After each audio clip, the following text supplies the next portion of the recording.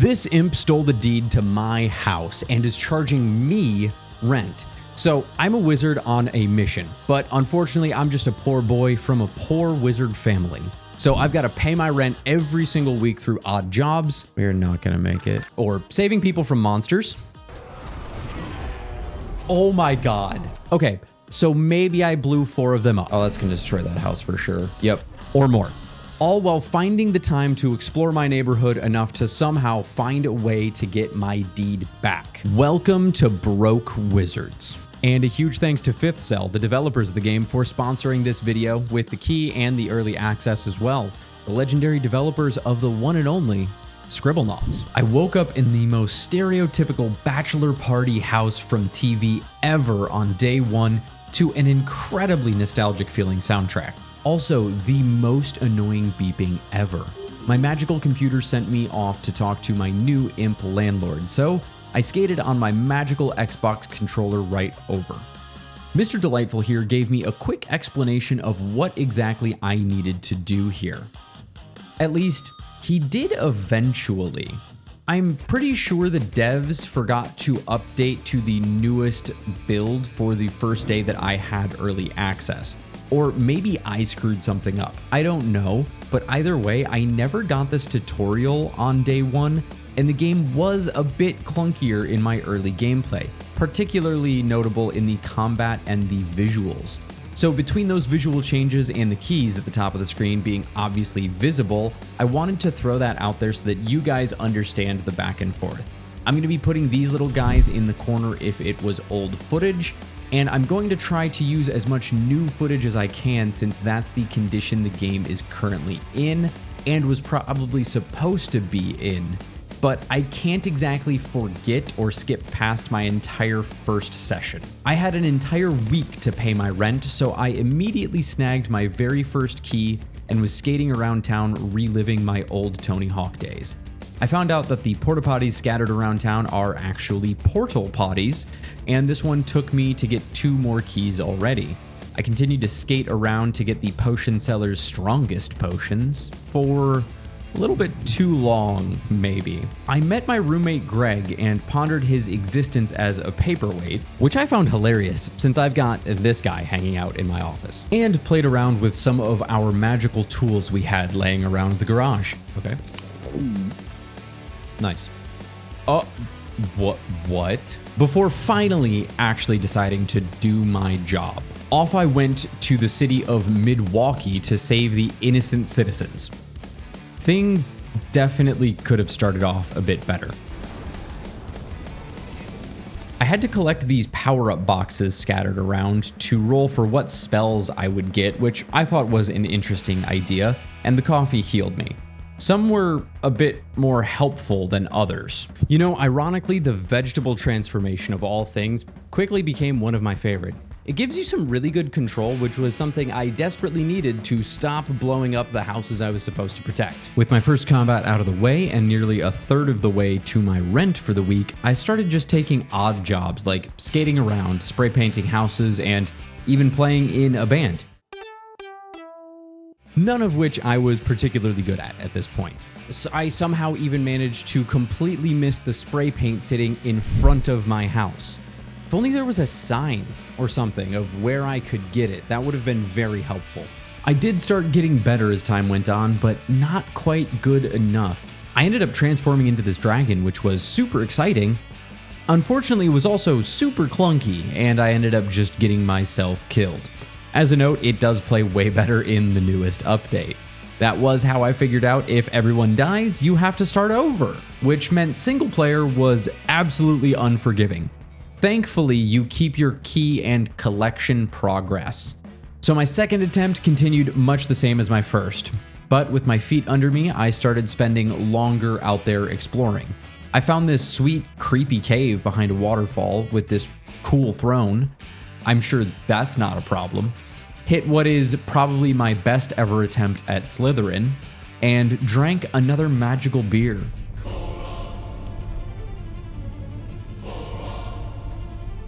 One thing I noticed in my time that hasn't really changed since the update is that some of the side missions just don't really seem to be tuned very well for single player. despite this being a 1 to 6 player game. Some of these pains did go away just as I got more experience. For example, I learned how fireworks actually work and that I can prep some of these missions better, so the execution once I start the 90-second timer is much easier. I also don't know if they scale at all, but I can only imagine these missions being easier with multiple people because I saw some pretty absurd numbers that I don't think one person could ever really hit, so I would hate to see if they scaled upwards. The really unfortunate thing was that you lost money for failing a mission, the same amount that you would have earned if you were successful. It felt pretty punishing early on just for wanting to try things that I had no idea how they worked or I wasn't 100% sure that I could do. The other unfortunate thing is currently the game doesn't really give you tutorials on any of the side missions. You know, I think that's fine for some of the things, such as copying or resizing missions that are pretty straightforward. But fishing, for example, took me quite a while to find where exactly I was supposed to go to get fishing rods. Other missions like the Relic or Ravenberry's collections were even more confusing on where to go. Now, I'm personally of the opinion that many modern games hold our hands far too much at times, but it is also equally frustrating when you're told to collect something you didn't yet know existed or where you could find them, and you only have 90 seconds to do so. Some missions do give you longer, but most are 90 seconds, and it starts at the house, not even when you find the first thing that you're looking for. Now, I'm hopeful some of the kinks are going to get worked out with some constructive feedback and some time. I love the idea of this game. I still couldn't help but have an absolute blast overall, and I think it's going to be a lot of fun to play with people once I can. I spent quite a while trying to figure out how to get into this dang motel, but eventually I did get it figured out. I did know from the trailer that the backrooms were in the game, but I wasn't expecting it to be in this motel. After running around for a while, it seemed like the backrooms was just a giant maze. I spent a while in there before I found what I thought might have been a way out, popping back out to my house. I realized later that that's what happens when you go out of bounds anywhere on the map, so I failed. Later, when I had the option to go into the backrooms to collect tapes, I didn't hesitate because it was just a maze to run around in. This time, I heard some really creepy noises as I ran around trying to collect these tapes. Oh boy, that sounds good. Before finally realizing what was making those noises. And it's just not possible, god dang it. Oh my god. Oh my god. I am not a fan of horror games. I have literally still never finished Amnesia: The Dark Descent or Outlast, despite how much I wanted to. I just get scared way too easily. I also had the reaction speed of a brick here. It felt so fast when I was in the moment, but watching this footage back is hilarious. Not too much later, I used a portal potty nearby and got jump scared. Again, job well done to me.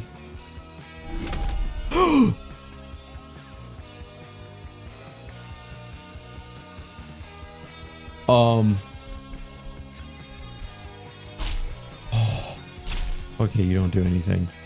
But I quickly realized this one is fine. While there, I was rudely interrupted and then eaten by the imp. I got so distracted with my side quests that despite only being a few $100s away from paying my rent, I ran out of time. Whoops. I then went into my third attempt with a new genius bulletproof plan. Focus on actually doing my job and making the money to pay rent, and then spending all my free time after I've got enough money.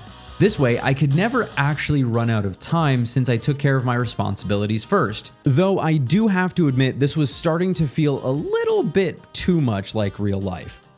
Also, like real life, when I got 3K and acknowledged at the computer that I had finally enough to pay my rent, it paid my rent, took my extra $250 I had over my rent, and skipped the days I had left in week 1. What's next? Washing dishes and folding laundry. So it was time for another attempt. Well, several more attempts. Between all the riddles, exploration, and failed combat missions and side jobs, I was a couple of hours in before I found a game-breaking portal potty bug.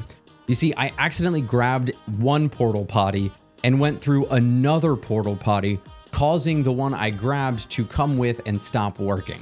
I reported that bug and decided it would be a great time to stop for the day. Coming back the next day is when I noticed the update. A lot of small graphics being more polished. I got the actual tutorial at the start of the game. The voiceover was even different. Starting out, I had 15 out of 60 keys, but my real goal today was to try and make it to a full month of paying rent. $12,000. Seems like a lot. So I set out on my very serious missions. I also felt that the combat was much more responsive here today, particularly the werewolf transformation. The dragon, as I mentioned earlier, also quite a bit better. By now, I had realized the candles scattered around the map needed to be lit by solving a puzzle in the area, not some actual specific skill or ability. But I still couldn't figure out the puzzle in the bathroom no matter how hard I tried.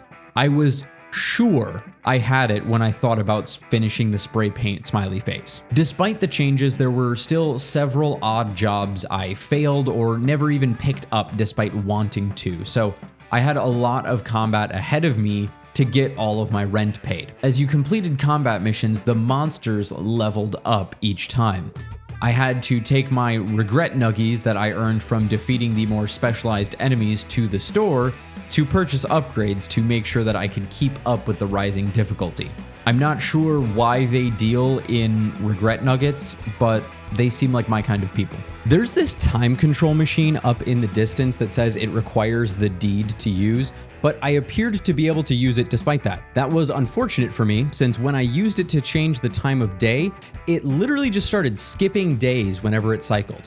Thankfully, I had enough money to pay my week 2 rent by then. During my day 2 run, I did manage to once again get the crap scared out of me by this eldritch horror in the back rooms, just while trying to find the exit to earn that key. Oh my god! I somehow managed to get more scared than the first time I saw him. I tried to build my way up to Hourcraft's golden block hanging from the crane a couple of times, but after a last-minute failure, I gave up for a while. So close. No! Oh my god. Later, I had the accidental realization that fireworks are actually the vertical movement meta in the game. You're welcome for that one. And rushed over to the crane.